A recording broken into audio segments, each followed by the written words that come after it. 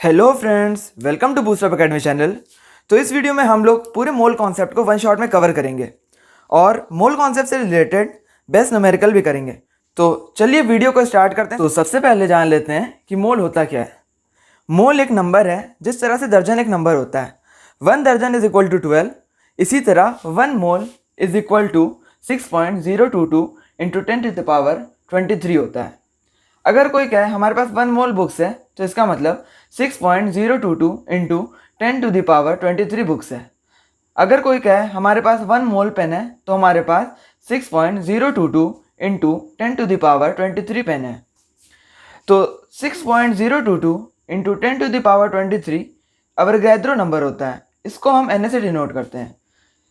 तो अब बात कर लेते हैं कार्बन एटम की। कार्बन एटम में 6 प्रोटॉन, 6 न्यूट्रॉन और 6 इलेक्ट्रॉन होते हैं। Mass of proton 1.67 into 10 to the power -24 gram होता है। Mass of proton is equal to mass of neutron होता है और mass of electron is equal to 9.1 into 10 to the power -31 kg होता है। तो मास ऑफ इलेक्ट्रॉन बहुत ही छोटा होता है मास ऑफ प्रोटॉन से। Mass of electron is equal to 1/1837 times mass of proton. हमें पता है कार्बन के एक एटम के अंदर 6 प्रोटॉन, 6 न्यूट्रॉन और 6 इलेक्ट्रॉन होते हैं। तो mass of 1 atom of carbon is equal to 6 mass of proton plus 6 mass of neutron is equal to 12 AMU। Mass of proton is equal to 1.67 into 10 to the power -24 gram is equal to 1 AMU। Full form of AMU, atomic mass unit. तो mass of carbon is equal to 12 AMU। इसी तरह 1 AMU की एक और definition बन जाती है। 1 AMU is equal to 1/12 time carbon atom. तो लोग 6.022 into 10 to the power 23 atom of carbon का मास कैसे निकालेंगे। तो चलिए देखते हैं। 6.022 into 10 to the power 23 atom of carbon is equal to 1 mole of carbon. ठीक, और mass of 1 carbon is equal to 12 AMU। हम लोग ऊपर देख चुके हैं। तो 1 AMU कितना होता है? 1.67 इंटू 10 टू द पावर -24। तो 12 को 1.67 इंटू 10 टू द पावर -24 ग्राम से मल्टीप्लाई कर देंगे। तो ये हो गया 1 कार्बन एटम का मास। अब हम लोग कितने एटम का मास चाहिए? Mass of 6.022 into 10 to the power 23 atom का मास चाहिए। तो हम लोग क्या करेंगे? 12 into 1.67 into 10 to the power 24 into 6.022 into 10 to the power 23 से मल्टीप्लाई करा देंगे। तो आ जाएगा 12 ग्राम। इसको हम लोग कहते हैं मोलर ग्राम या ग्राम एटॉमिक मास भी कहते हैं। Find the number of mole of oxygen atom present in 64 gram of oxygen. तो mass of 1 oxygen atom is equal to 16 AMU। तो mass of 1 mole of oxygen atom is equal to 16 gram हो जाएगा। तो direct जैसे कि mass of 1 oxygen atom 16 AMU होता है, तो खाली mass of 1 mole of oxygen atom में खाली इतना ही डिफरेंस होता है। यहाँ AMU होता है और यहाँ पर ग्राम होता है। तो number of mole present in 64 gram of carbon is equal to 64 divided by 16 is equal to 4 mole of oxygen atom. तो इसी तरह नंबर ऑफ मोल्स का एक फॉर्मूला निकल के आता है, बहुत ही इंपॉर्टेंट फॉर्मूला है। Mass given upon gram atomic mass. Number of mole is equal to mass given upon gram atomic mass या एटॉमिक मास। ठीक, तो हम लोग कुछ क्वेश्चन सॉल्व कर लेते हैं। जैसे find number of mole present in 68 gram of nitrogen atom. तो एटॉमिक मास ऑफ नाइट्रोजन दिया हुआ है 14। तो हम लोग क्या करेंगे? नंबर ऑफ मोल्स निकालना है is equal to mass given upon atomic mass.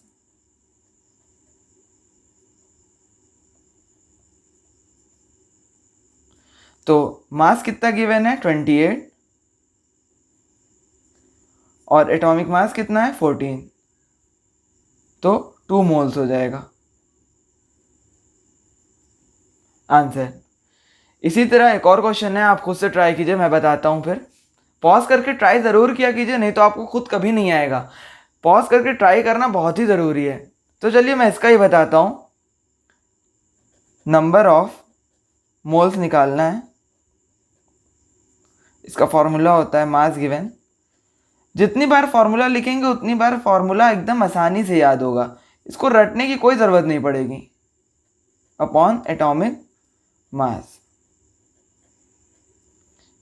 तो मास गिवन कितना दिया है 32,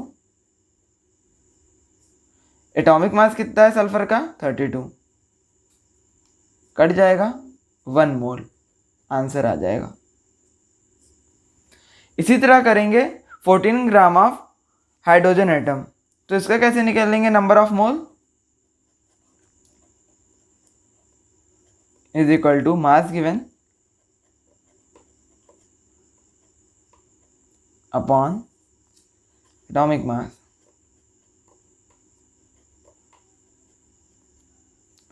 मास कितना गिवन है 14, एटॉमिक मास कितना है 1, 14 मोल, आंसर हो जाएगा।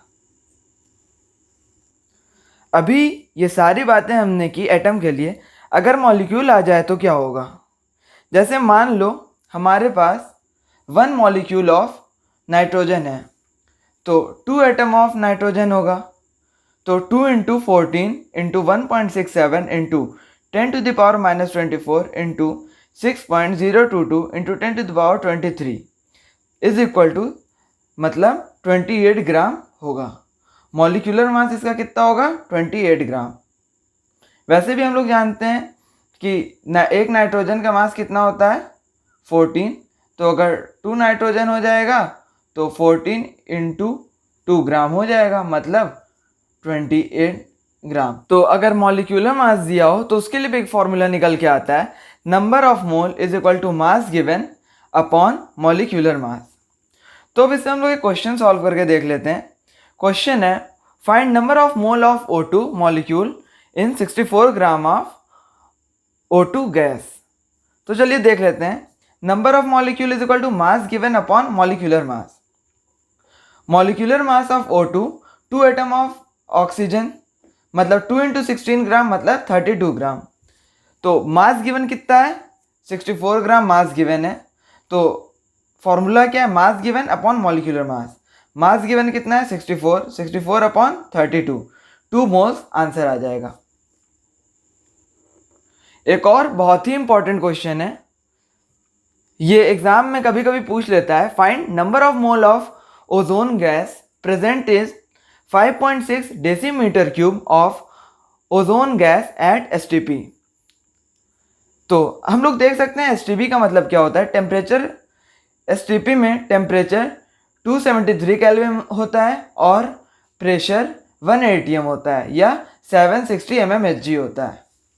इस तरह के क्वेश्चन के लिए जब मास ना दिया हो तो एक फॉर्मूला होता है बहुत ही बेसिक सा, number of mole is equal to mass given upon molar mass. ये जो फॉर्मूला होता है बेसिक फॉर्मूला, इसका फॉर्मूला होता है volume given upon molar volume.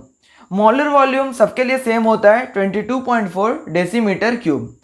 तो हम लोग क्या करेंगे, इसमें दिया हुआ है वॉल्यूम दिया हुआ है 5.6 डेसीमीटर क्यूब, गिवन वॉल्यूम है तो यहाँ पे लिख देंगे 5.6 अपॉन मोलर वॉल्यूम कितना होता है सबके लिए सेम होता है 22.4 डेसीमीटर क्यूब, अपॉन कर देंगे 22.4। इसको सॉल्व करेंगे तो 0.4 मोल्स ऑफ O3 मॉलिक्यूल्स आ जाएगा। देखिए बहुत ही बढ़िया क्वेश्चन है, find in the 98 gram of H2SO4, जिसमें गिवन है H का एटॉमिक मास 1, सल्फर का एटॉमिक मास 32, ऑक्सीजन का एटॉमिक मास 16, ये गिवन है। अब हम लोग को फाइंड क्या करना है, मोल्स ऑफ H2SO4 मॉलिक्यूल्स। तो सबसे पहले फॉर्मूला देख लेते हैं, mass given upon molar mass.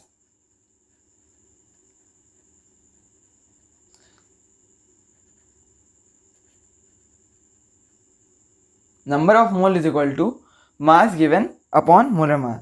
तो इसमें मास कितना गिवन है, ऊपर दिया हुआ है 98 हो गया, और इसका मोलर मास क्या होगा 1 इंटू 2 प्लस 32 प्लस 16 इंटू 4, ये आ जाएगा 98 के बराबर, अपॉन 98 कर देंगे तो 1 मोल आंसर आ जाएगा। तो दूसरा क्वेश्चन है find the mole of sulphur atom. ये थोड़ा सोचने वाला है क्वेश्चन। तो इसमें देखिए